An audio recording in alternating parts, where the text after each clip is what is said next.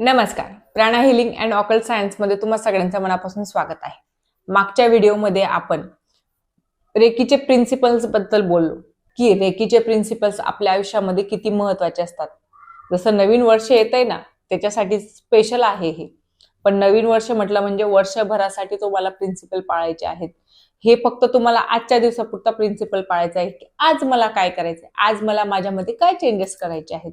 आपण मागच्या वेळेस 2 प्रिन्सिपल बघितले, आज आपण 3 प्रिन्सिपल बघणार आहोत. त्याच्यापैकी तिसरा प्रिन्सिपल, मागचे 2 बघितले ना, म्हणून मग हा तिसराच झाला. तिसरा principle, I will be grateful. मी प्रत्येक गोष्टीसाठी कृतज्ञ राहणार आहे. मी प्रत्येक गोष्टीचा कृतज्ञ राहील. जसे की घरातले पर्सन्स असतील, आपले कलिग्स असतील, फ्रेंड्स असतील, नेचर असेल, ॲनिमल्स असतील. रेकीमध्ये ॲनिमल्सलाही खूप महत्व आहे, नेचरला पण खूप महत्व आहे. नेचर नसेल तर आपणही कदाचित राहणार नाही. ॲनिमल्स, भरपूर ॲनिमल्स असे असतात, जसं की कुत्रा. गलीतले कुत्रे जरी फिरणारे तुम्हाला असेच वाटत असतील उगाचच आहेत, त्रास देतात, पण बघा बऱ्याच वेळी तेही खूप कामात येतात. प्रत्येकाचं जर बघितलं तर प्रत्येकाचं विशिष्ट असं महत्व आहे. तर थँक्यू, आजकाल आपण थँक्यू बोलायला, थँक्यू हा शब्द आपल्यासाठी खूप जड झालेला आहे. आणि रेकीमध्ये सगळ्यात महत्वाचं तेच आहे की थँक्यू म्हणायला शिका. मी मागच्या व्हिडिओमध्ये सांगितलं की रेकी हा तुमचं जीवन जगण्याचा मार्ग दाखवतो. तर थँक्यू बोलून बघा, तुम्हालाही हलकं वाटेल, समोरच्यालाही वाटेल की यार किती सिंपल व्यक्ती आहे, लगेच थँक्यू बोलला.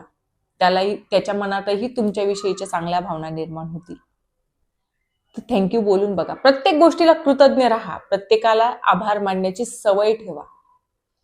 प्रिन्सिपल क्रमांक 4, आय विल वर्क हॉनेस्टली.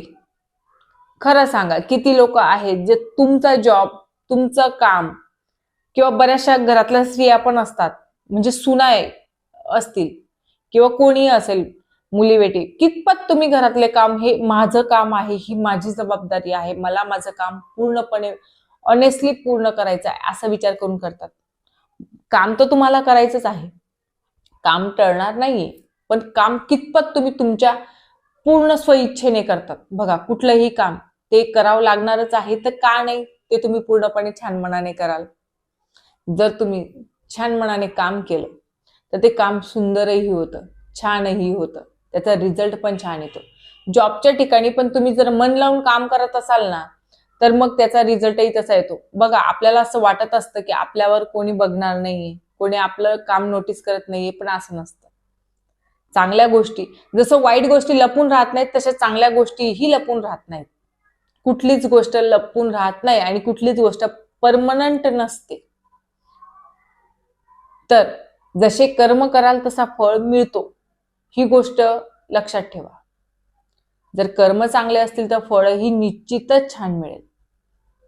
तर त्याच्यासाठी कुठलंही काम असेल, एनिथिंग, काही, बऱ्याचदा आपण आपल्या इच्छेविरुद्ध जॉब करत असतो, इच्छेविरुद्ध काम करत असतो. जे आपला जो जॉब आहे, आपलं जे वर्क आहे, ते तुमच्या अगेन्स्ट असेल, बट तरीही त्याला पूर्णपणे ऑनेस्टली करण्याचा प्रयत्न करा. काय सांगता येतं, त्याच्याने तुमचं जीवन बदलेल, तुमच्या जीवनाला चांगला आकार मिळेल. प्रिन्सिपल क्रमांक 5, I will be kind to living thing. म्हणजे जेही सजीव आहेत त्यांची मी काळजी करेल.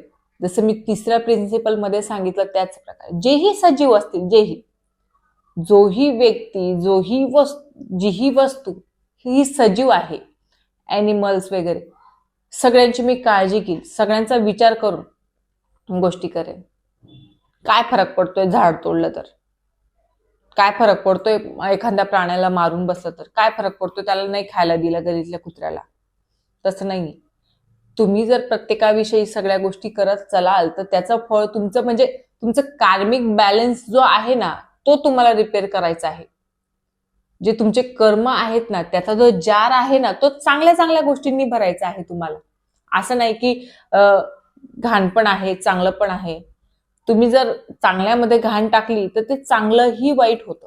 जसं आपण म्हणतो ना, एक सडका आंबा पूर्ण पेटीला खराब करतो, सेम एक तुमचे वाईट कर्म, एक तुमचा वाईट विचार तुमच्या सगळ्या चांगल्यावर पाणी फिरवू शकतो. मग तुम्ही म्हणाल एक गोष्ट वाईट झालेली आहे तर आता मला चांगलं करायची गरजच नाही, पण नाही, तसं नसतं. हे कर्म आहेत. हे कर्म ह्याच जन्मात नाही तर हे तुमच्या पुढच्या जन्मातही तुमच्या सोबत येणार आहेत. सो प्रत्येक जी गोष्ट लाईव्ह आहे, जी गोष्ट जिवंत आहे, जी गोष्ट सजीव आहे, प्रत्येकाची काळजी करा, प्रत्येकाविषयी विचार करा. आणि ह्या गोष्टी फक्त तुम्हाला आजच्या दिवसापुरता करायच्यात, की आज मी काय करणार आहे, आज माझ्याकडनं मी ह्या गोष्टी चुकू देणार नाही. वाटल्यास हळूहळू एक एक प्रिन्सिपल पाळा. एक प्रिन्सिपल पाळून बघा, की आज मला राग राग करायचं नाही, आज मला उगाचचं टेन्शन घ्यायचं नाही, आज मला माझं काम छान करायचंय, आज मला सगळ्यांविषयी कृतज्ञ राहायचंय, आज मला सगळ्या प्राणी मात्रांविषयी, सगळ्या सजीव वस्तूंविषयी मला आदर ठेवायचा आहे.